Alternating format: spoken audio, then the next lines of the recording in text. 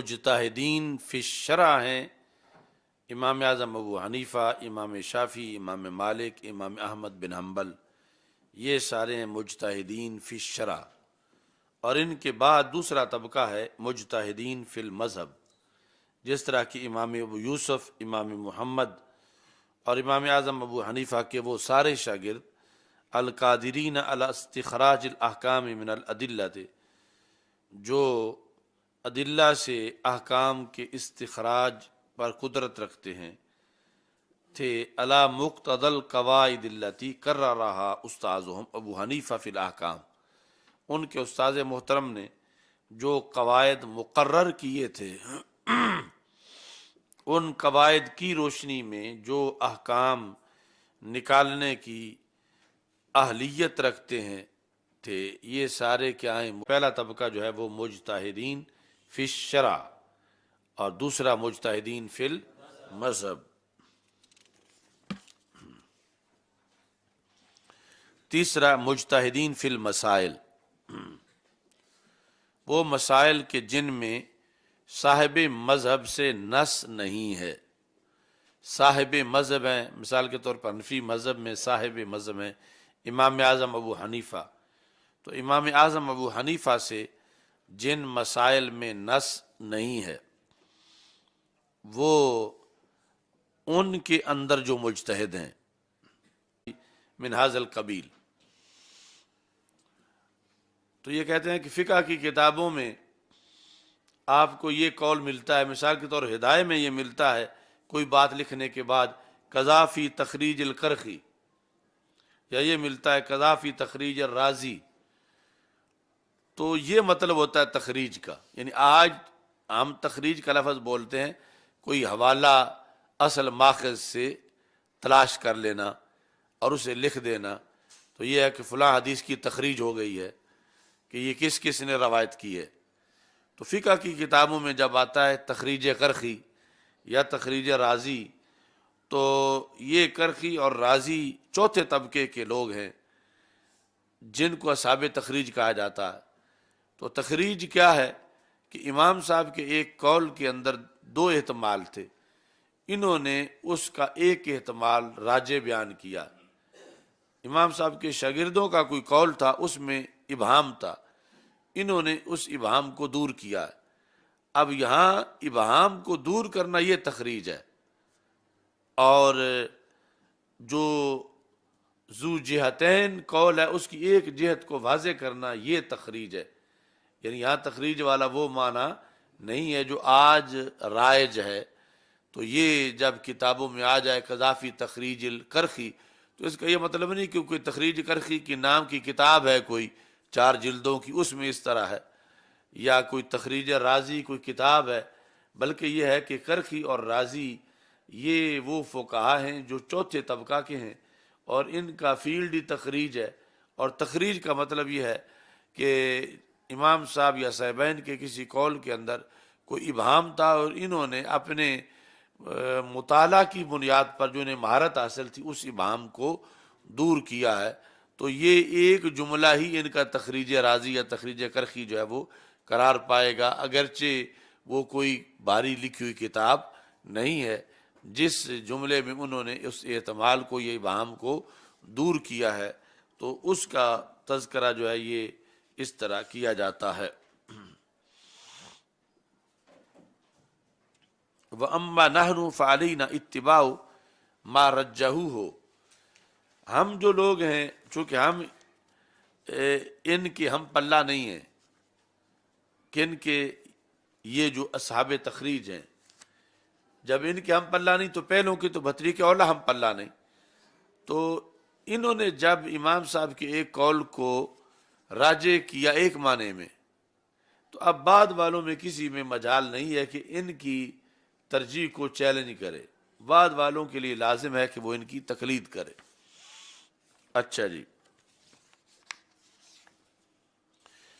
جہاں تک ہم ہیں فعلینا اتباع ما رجحوہ، کہ جس کو انہوں نے جس کی ترجیح دی، جس چیز کو ہم اس کی اتباع کریں، وما صححوہ، جس کی انہوں نے تصحیح کی، کہ امام صاحب سے واقعی یہ بات ثابت ہے یا صحیحین سے، تو ہمارے اوپر ہے کہ ہم اس کے لحاظ سے تقلید کریں. کما لو افتوا فی حیاتہم، جس طرح کہ ہم ان کی زندگی میں ہوتے تو یہ فتویٰ دیتے تو ہم نے ان کی بات ماننی تھی، تو اس طرح آج بھی ہم نے ان کی بات ماننی ہے اور ان کی تقلید کرنی ہے، یعنی اتباع کرنی ہے.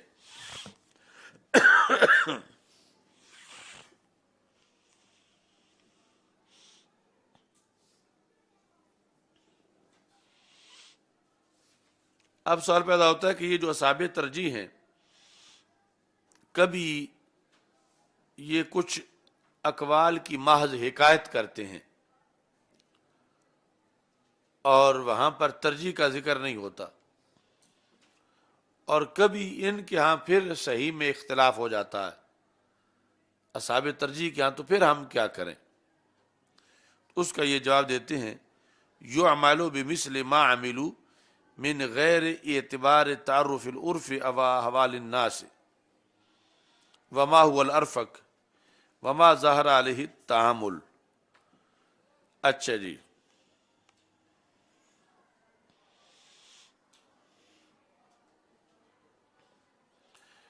وہ جس چیز کی انہوں نے محض حکایت کی ہے اس کے پس منظر میں کوئی نہ کوئی وجہ موجود ہوگی، تو ہم اس وجہ کو پیش نظر رکھ کے جب تک وہ وجہ برقرار ہے ہم اس پہ عمل کریں گے. مثال کے طور پر ایک وجہ ہے تغیر عرف، کہ پہلے اماموں کے زمانے میں عرف اور تھا، ان کے زمانے میں عرف اور ہے، اور عرف کے وجہ سے، عرف کے بدلنے پر کسی قول کا حکم دیا گیا تھا اور انہوں نے ویسے ہی روایت کر دیا ہے، تو ہم بھی جب تک وہ عرف باقی ہے اس پر عمل کریں گے. ایسے ہی لوگوں کے احوال بدلنے کی وجہ سے کوئی قول کیا تھا، یا جو لوگوں کے لیے ارفق تھا اس کی وجہ سے. لیکن یہ ہو سکتا ہے کہ کسی زمانے میں ارفق ایک قول ہو، دوسرے زمانے میں نرمی دوسرے قول میں ہو، تو ارفق کو پیش نظر رکھا جائے گا. اور ایسے ہی تعامل لوگوں کا جو ہے اس کو پیش نظر رکھتے ہوئے بھی عمل کیا جائے گا، تعامل کو پیش نظر رکھتے ہوئے. تو جتنا اختلاف صحیح میں ہو یا محض حکایت ہو قول کی، اگر ان چیزوں میں سے کوئی چیز ساتھ مل جائے گی تو اب اس کو تقویت حاصل ہو جائے گی. وما قاوی یا وجہ، ایسے ہی جس کی وجہ قوی ہو. یہ اوپر جو ہے وہ متن میں گزرا ہے، اور نیچے اب یہ ہے کہ چوتھا طبقہ گزرنے کے بعد پانچواں طبقہ ہے طبقۃ الترجیح من المقلدین. اچھا جی، طبقات اصحاب ترجیح. چوتھا تھا اصحاب تخریج، پانچواں اصحاب ترجیح. جس طرح کے ابو الحسن قدوری ہیں، صاحب ہدایہ ہیں، اور ان کی مثال وشأنہم تفضیل بعض الروایات علی بعض. ان کا کام نہ اجتہاد کرنا ہے، ان کا کام نہ تخریج کرنا ہے، ان کا کام بعض روایات کو بعض پر ترجیح دینا ہے. کقولہم ھذا اولی وھذا اصح روایۃ وھذا ارفق للناس. یہ ان کا فیلڈ ہے کہ انہوں نے ارفق بتانا ہے، اولا بتانا ہے. تو پانچواں طبقہ ہے مقلدین کا، جو اقوا اور قوی میں امتیاز کر سکتے ہیں، جو ضعیف اور قوی میں اختلاف کر سکتے ہیں، ظاہر مذہب اور روایت نادرہ کے اندر اختلاف کر سکتے ہیں. جس طرح کے متاخرین میں سے معتبر متون کے ماتن ہیں، صاحب کنز، صاحب مختار، صاحب وقایا، مجمع الانہر. وشأنہم اللہ ینقل الاقوال المردودۃ والروایات الضعیفۃ، کہ یہ جو متون لکھنے والے ہیں انہوں نے کوئی مردود قول جو یا ضعیف روایت جو اس کو ذکر نہیں کرنا ہوتا. یہ صرف اقوی اور قوی کا فرق کرنے والے ہیں. یہ چھٹا طبقہ ہے، طبقۃ المقلدین القادرین علی التمییز بین الاقوی والقوی والضعیف. ساتواں طبقہ ہے لا یقدرون علی ما ذکر، موجودہ کوئی کام بھی نہیں کر سکتے مذکورہ، نہ مجتہد فی شرع ہیں، نہ فی المذہب ہیں، نہ اصحاب تخریج ہیں، نہ اصحاب ترجیح ہیں، اور نہ ہی وہ تمیز کر سکتے ہیں کس میں بین الغث والسمین، کہ لسا کون ہے اور موٹا کون ہے، بین الغث والسمین، کہ لاغر کمزور کون ہے، پتلا کون ہے اور موٹا کون ہے. یعنی یہ ہم سب کا طبقہ ہے ساتواں، کہ طبقۃ المقلدین الذین لا یقدرون علی ما ذکر، جو ذکر کیا گیا پہلے اس پر قدرت نہیں رکھتے لیکن مقلدین ضرور ہیں. تو یہ بھی عافیت ہے کہ غیر مقلد نہیں بلکہ مقلدین ہیں.